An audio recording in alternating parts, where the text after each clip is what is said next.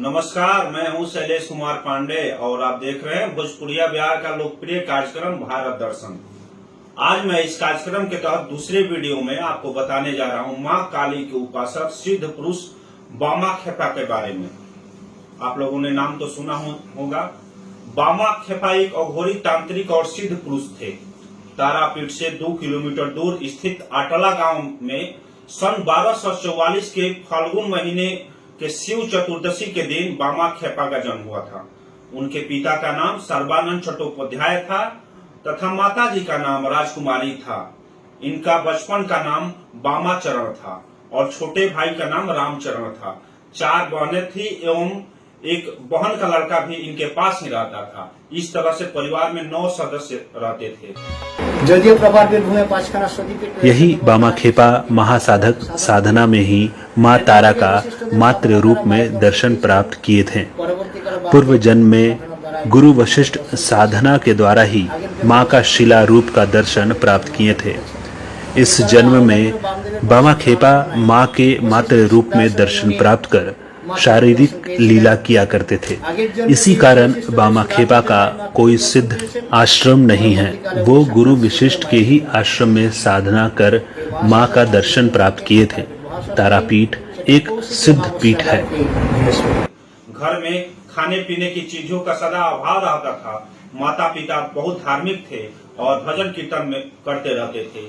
5 वर्ष की आयु में ही बामचरण ने माँ तारा की बहुत सुंदर मूर्ति बनाकर उसमें 4 हाथ, गले में मुंडमाला और अपने बाल उखाड़कर तारा माँ के बाल लगा दिए थे। पास में एक जामुन का पेड़ था। जामुन से ही माँ तारा का प्रसाद लगाते थे और कहते थे कि माँ तारा जामुन खा लो, अगर तुम नहीं खाओगी तो मैं कैसे खाऊंगा। बामचरण धीरे धीरे बड़े होने लगे। जब वह 11 वर्ष के थे तो उनके भाई केवल 5 वर्ष का था। तब उनके ऊपर बड़ी भारी मुसीबत आई और उनके पिता सर्बानंद जी बीमार हो गए और माँ काली, माँ तारा कहते हुए स्वर सिधार हो गए। बामचरण ने पिता की देह को तारापीठ के शमशान में ले जाकर उनका अंतिम संस्कार किया। विधवा माँ ने किसी तरह से मांग कर श्राद्ध का काम पूरा किया। घर की हालत बहुत खराब सुनकर बामचरण के मामा आकर दोनों भाइयों को अपने घर नवग्राम में लेके गए।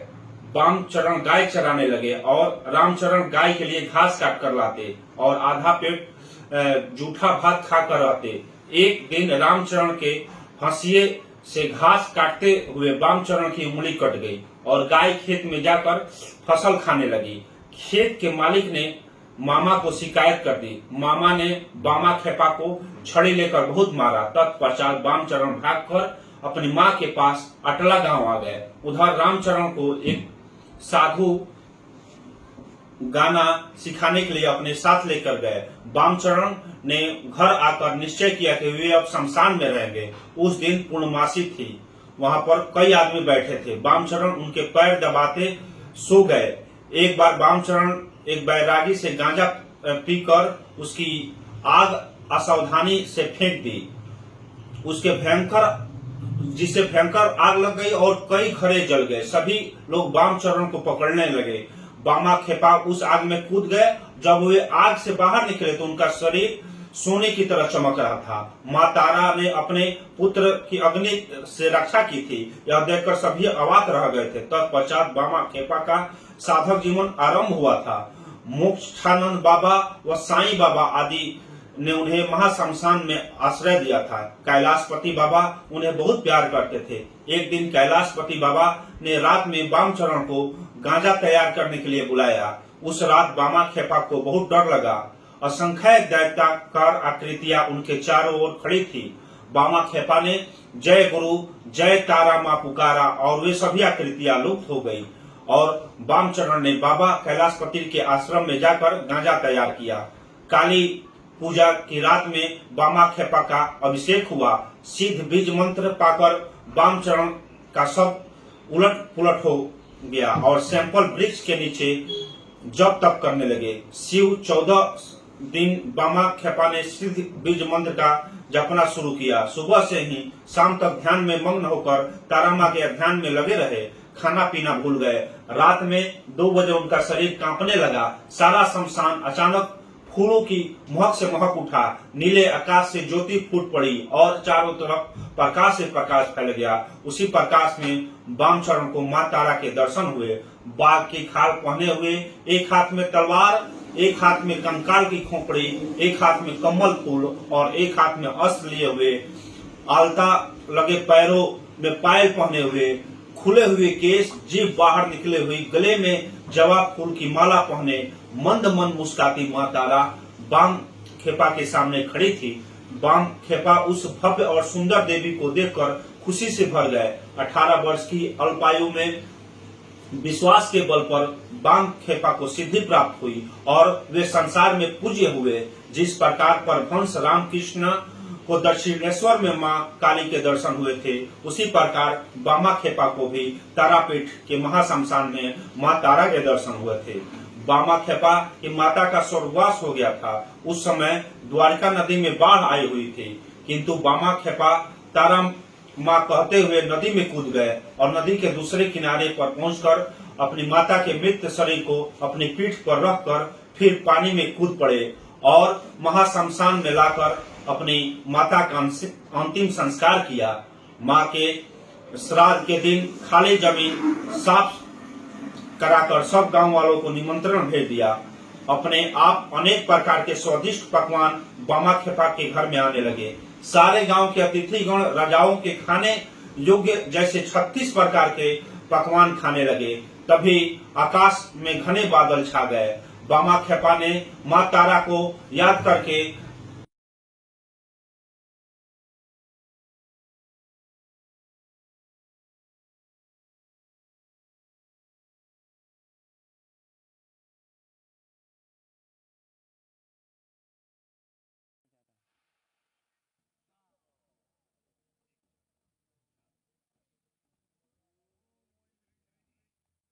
लकड़ी लेकर उसे चारों तरफ से एक घेरा बना दिया।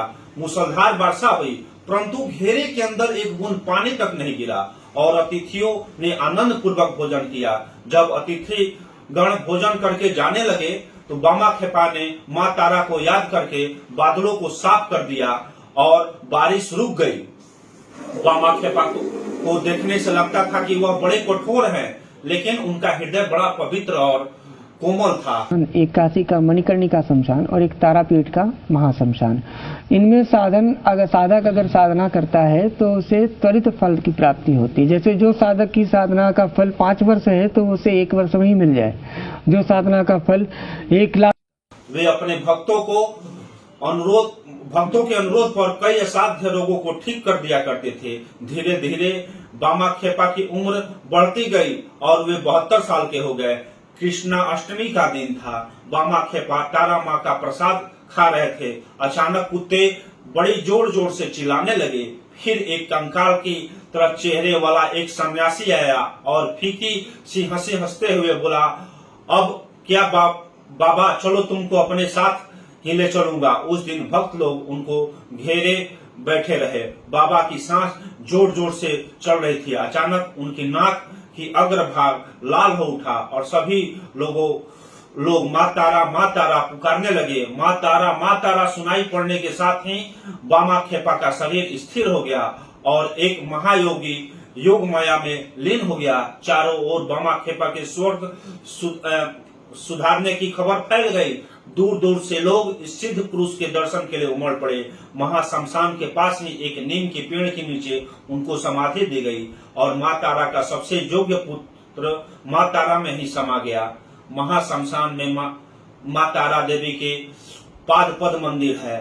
तारापीठ की यही मुख्य जगह है। यहाँ पर आकर यात्री लोग मनोकामना के लिए ध्यान करते हैं और उनके मनोकामना पूर्ण हो जाती है। इस मंदिर के पास ही बामा खेपा का समाधि मंदिर है। शमशान में बड़े बड़े साधु संतों की समाधियां भी है। साथ ही कई समाधि मंदिर में है। अभी बहुत साधु कुटी बनाकर शमशान में रहते हैं। यहाँ पर मुर्दे जलाए जाते हैं। तारापीठ में एक जगह देखने योग्य है, उसका नाम है मुंड मारण नीलता। वहाँ पर भी माँ तारा की मूर्ति है। सुना है कि काली माँ अपने गले की मुंड माला वहाँ रखकर द्वारिका स्नान करके माला पहन लेती है, इसलिए इस स्थान का नाम मुंड मालिनी है। यहाँ पर भी एक शमशान है। अगर ये वीडियो आपको अच्छा लगे तो आप इस वीडियो को फेसबुक पर ज्यादा से ज्यादा शेयर करें। साथ ही अगर आप इस वीडियो को यूट्यूब पर देख रहे हैं तो हमारे चैनल को सब्सक्राइब करें और बेल आइकन को जरूर दबाएं। साथ ही अपना सुझाव हमें कमेंट बॉक्स में जरूर दें। फिर हम मिलेंगे आपको किसी अन्य वीडियो के साथ। तब तक के लिए धन्यवाद।